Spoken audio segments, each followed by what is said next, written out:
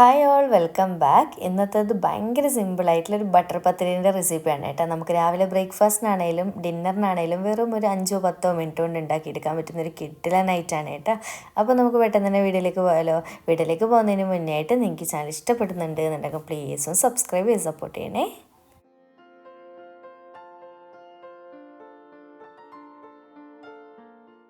അപ്പോൾ നമുക്ക് ബട്ടർ പത്തിരിയിലേക്കുള്ള മാവ് ആദ്യം തന്നെ റെഡിയാക്കാം. അപ്പോൾ ഈ ഒരു ബൗളിലേക്ക് ഞാൻ 1.5 കപ്പ് അളവിൽ അരിപ്പൊടിയാണ് ഇട്ട് കൊടുക്കുന്നത്. എൻ്റെ 250 ml മെഷറിംഗ് കപ്പാണ് കേട്ടോ. അരിപ്പൊടി എന്ന് പറയുമ്പോൾ നമുക്കിപ്പോൾ ഒരുപാട് പാക്കറ്റിൽ വാങ്ങിക്കാൻ കിട്ടുന്നില്ല. പച്ചവെള്ളത്തിൽ കുഴക്കുന്ന അരിപ്പൊടി, ഇടിയപ്പത്തിൻ്റെയോ പത്തിരിൻ്റെയോ അങ്ങനത്തെ ഏതായാലും റൊട്ടിപ്പൊടി ഏതായാലും കുഴപ്പമില്ല കേട്ടോ. പിന്നെ വേണ്ടത് 1.5 കപ്പ് അളവിൽ മൈദയാണ് ചേർത്ത് കൊടുക്കുന്നത്. നമ്മൾ അരിപ്പൊടി എടുക്കുന്നത് സെയിം അളവ് തന്നെ എടുക്കാൻ വേണ്ടി പ്രത്യേകം ശ്രദ്ധിക്കുക കേട്ടോ. അപ്പോൾ ഞാനിപ്പോൾ ആമീസിൻ്റെ അരിപ്പൊടിയാണ് കേട്ടോ എടുത്തിട്ടുള്ളത്. നിങ്ങൾക്ക് ഏതായാലും കുഴപ്പമില്ല. പുട്ടുപൊടി ഒഴികെയുള്ള ഏത് അരിപ്പൊടിയായാലും പച്ചവെള്ളത്തിൽ കുഴക്കുന്നത് മാത്രം എടുക്കാം. പിന്നെ ഇതാ പാകത്തിനുള്ള ഉപ്പും കൂടി ചേർത്ത് കൊടുക്കുന്നുണ്ട്. എല്ലാം കൂടി ചേർത്ത് നന്നായിട്ടൊന്നങ്ങ് മിക്സാക്കി കൊടുക്കുന്നുണ്ട്. ഇനിയിപ്പോൾ നമ്മളിത് പാൽ ഉപയോഗിച്ചിട്ടാണ് കേട്ടോ കുഴച്ചെടുക്കാൻ പോകുന്നത്. നോർമൽ റൂം ടെമ്പറേച്ചറിലുള്ള പാലെടുക്കട്ടെ, ചൂടാക്കിയതൊന്നുമല്ല. ഇനി ഇതാ കുറച്ചായിട്ട് ഒഴിച്ചിട്ട് നന്നായിട്ടൊന്ന് കുഴച്ചെടുക്കണം. നമ്മൾ ചപ്പാത്തി മാവൊക്കെ കുഴച്ചെടുക്കുന്നത് അതുപോലെ നല്ല സോഫ്റ്റായിട്ട് കുഴച്ചെടുക്കുക കേട്ടോ. അപ്പോൾ പാലൊട്ടും തന്നെ ഇഷ്ടമില്ല എന്നുണ്ടെങ്കിൽ വെള്ളം യൂസ് ചെയ്യുക, പച്ചവെള്ളം യൂസ് ചെയ്യുക, കുഴപ്പമൊന്നുമില്ല. അപ്പോൾ പാലിലാവുമ്പോൾ അറിയാമല്ലോ ഒരു എക്സ്ട്രാ ടേസ്റ്റ് കൂടുതലാണ് കേട്ടോ. അപ്പോൾ ഇതാ ഈ ഒരു രീതിയിൽ ഞാൻ നന്നായിട്ട് കുഴച്ചെടുക്കുന്നുണ്ട്. അങ്ങനെ ഇതാ മൊത്തത്തിൽ ഞാൻ ഈ ഒരു രീതിയിൽ സോഫ്റ്റായിട്ട് കുഴച്ചെടുത്ത് നല്ല സോഫ്റ്റായിട്ട് തന്നെ കുഴച്ചെടുക്കുക കേട്ടോ. പിന്നെ അരിപ്പൊടിയും മൈദയും ഒക്കെ കൂട്ടിയിട്ടായതുകൊണ്ട് തന്നെ പെട്ടെന്ന് കുഴച്ചെടുക്കാനും പറ്റും.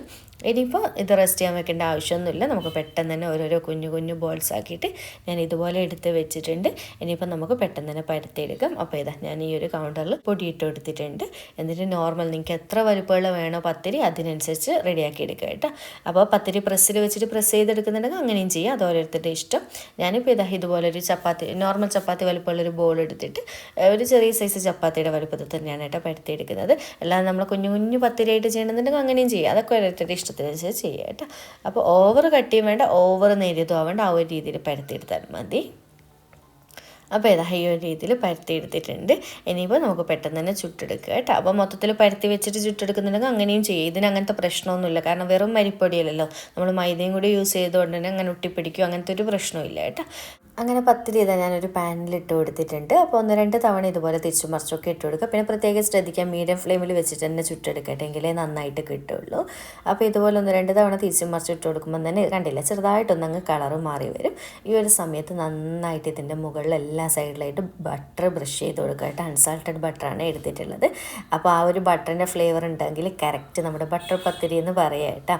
അപ്പോൾ ബട്ടർ ഇട്ടും തന്നെ ഇഷ്ടമില്ല എന്നുണ്ടെങ്കിൽ നെയ്യ് യൂസ് ചെയ്യുക. ഓയിൽ വെളിച്ചെണ്ണയൊന്നും എടുക്കേണ്ട കേട്ടോ, പിന്നെ അത്രയ്ക്ക് ടേസ്റ്റ് ഒന്നും ഉണ്ടാവില്ല.